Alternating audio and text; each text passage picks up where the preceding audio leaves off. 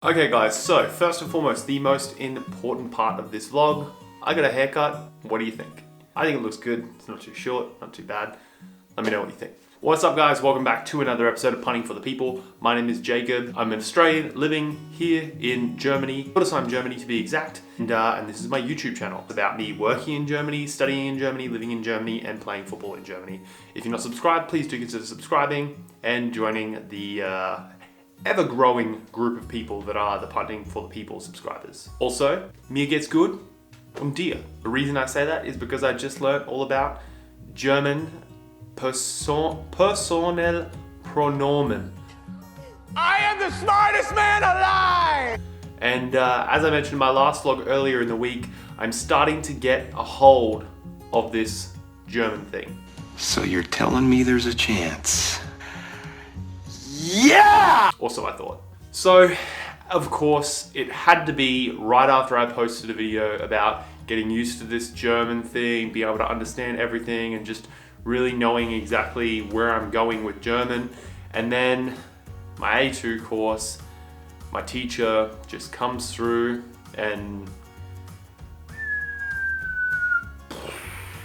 drops a bomb on my my German knowledge. So as you guys know, I'm in an A2 German course. I did my A1 course, I passed that, no problem, now I'm in my A2. Throughout all of the A1 course and the first couple of days of the A2 course, I haven't really had a problem with the whole ich, du, wir, sie, sie, es, all that kind of stuff. Never, ever, ever had a problem with it. Before I did the course, I had problems with the whole du, sie thing. Ich bin, du bist, but not really the whole personal, actual articles. So I, you, they, we, us, our. I haven't really had a problem with that. And the other day, we were sitting there, and of course, a lot of people have problems with der, die, das.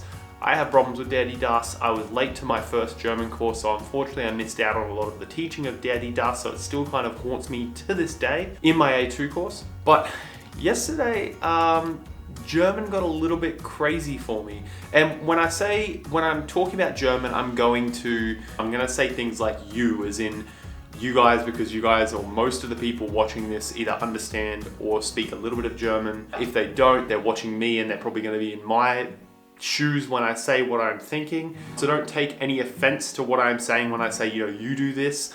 I'm not trying to single out a certain person, and I'm not going as far as to say, you people like Germans.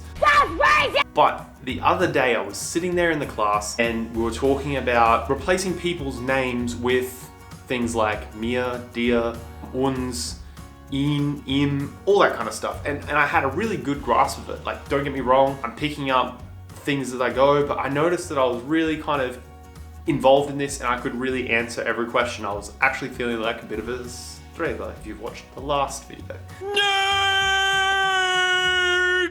But then, as soon as I feel like I'm getting a hold of it, we did this little exercise where we had to write one sentence that had names and put in the personal pronomen. And I had no problem with it. I had more problem with the whole present and past tense kind of thing than I did the actual names. When it was they, it was sie, and when it was du, it was dir and mir, and that was easy for dative and that kind of stuff. We got to the second last sentence and it was just my luck. I was the one that had to actually read it out and read out my answer. And it was, I can't remember exactly. Hold on, I'm gonna get my book. Okay, just so nothing is misunderstood and people don't sit there and go, oh, maybe you thought it was this, but it was actually this. It's false. No way. Not this time. We created it. No, I'm gonna read directly from my textbook, so that way I can reason with exactly why German is crazy, title of the video. So, okay, so here it is. You can see my writing up there. So it was zum Beispiel. Hat Nela Sophia zum Master gratuliert?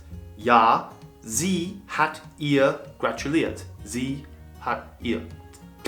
Easy, done, no problem. Kein Problem. But one of the last sentences that we had to do. Wann ist die Abschlussfeier in der Uni? I, me, an Australian, an English-speaking person learning German, put es ist 19 Uhr morgen Abend. It is tomorrow, 7 p.m. in the afternoon. No. The correct answer is Sie ist 19 Uhr morgen Abend.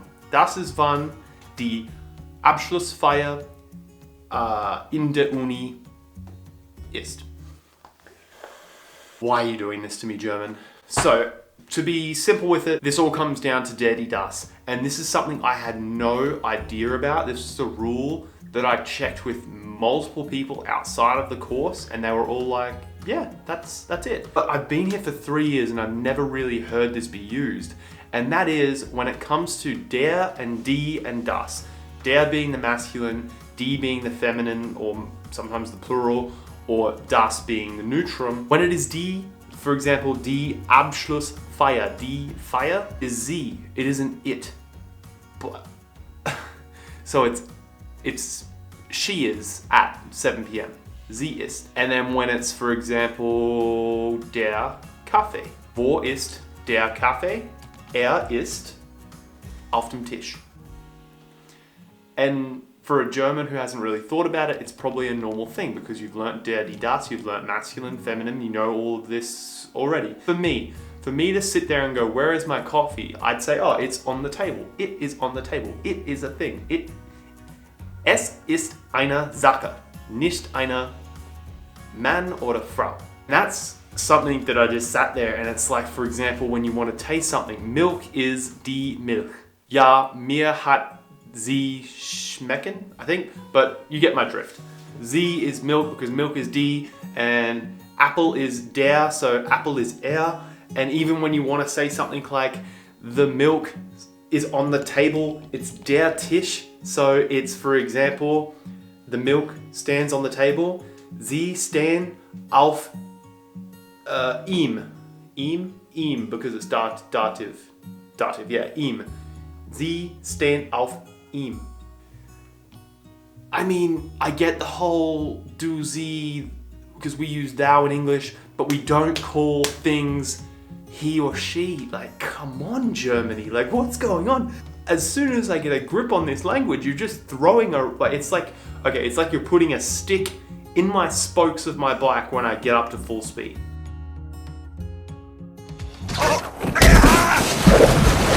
There's a stick there. Somebody should move it. It's just really crazy, and it's something that I found out about today. And then when I went to tell the people around me that are German, they're like, "Yeah, that's normal." Like, but it's like it's a thing. It is an it. In English, it's an it, and I understand.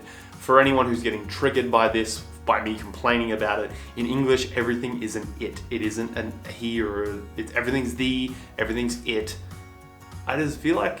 Even though this rule has been around longer than obviously me, I just feel like some of these rules, the timing that they come up in my course, are just designed to mess with me. Other than that, I am having a great time on my course, and that is a great thing. I'm having a lot of fun. But Germany, not so much Germany, but just the German language, can you just give me a break? Just as I wrap my head around something else, like present or Territum or nominative, accusative, you come at me with this? With this? Seriously. I mean, I know for Germans sometimes the English language is also hard. Comment something that you think is as weird in the English language as I think this is, because I've seen a lot of stuff in the German language, but nothing that I feel is as odd as this. Humanizing objects, like you're humanizing a camera, you're humanizing. Actually, no, you're not humanizing the window because it's das Fenster, so that isn't it. So it is es. Machen es an, machen es auf. So that's an it. I get that. But when it's die or der, it's not an it. And who's to say which thing is a he and which thing is a she? Germany is just assuming objects' genders, and I am not okay with that, Germany. I am not okay with the fact that you're assuming objects' genders and you're actually putting them into genders. Things should be able to be whatever they want. So if I want to call it der Fenster, die Fenster, or das Fenster, I'm going to call it that. If I want to say sie for the window, I'm not going to say sie. I just feel like this is just taking it a step too far, and it has just rattled my brain, and I thought why not sit down and talk about it on my vlog? Because you guys seem to enjoy when I get triggered about the German language, and you guys seem to enjoy also when I trigger people on my channel about the German language. So I hope you enjoy this. It's not a crazy cinematic vlog, it's me just sitting here talking about my experiences in my German course, but as always I tell you, I want to keep you up to date on my everyday life and not just the crazy awesome things that I sometimes do. That is the extent of the vlog, all about Germany assuming things genders. I hope you enjoyed. If you're not subscribed, please do consider subscribing to my channel. If you liked the video, please leave a thumbs up. And as always, share it around if you enjoyed it or you think someone that you know might enjoy it. If you have people in your life that are learning German or learning English, share the video with them, let them get a laugh. They might not know what I have just learned, and maybe it'll help save them the shock that I have just received. Guys, until next time, thank you guys so much for watching. My name is Jacob, this is Punning for the People. I'll see you guys in the next video.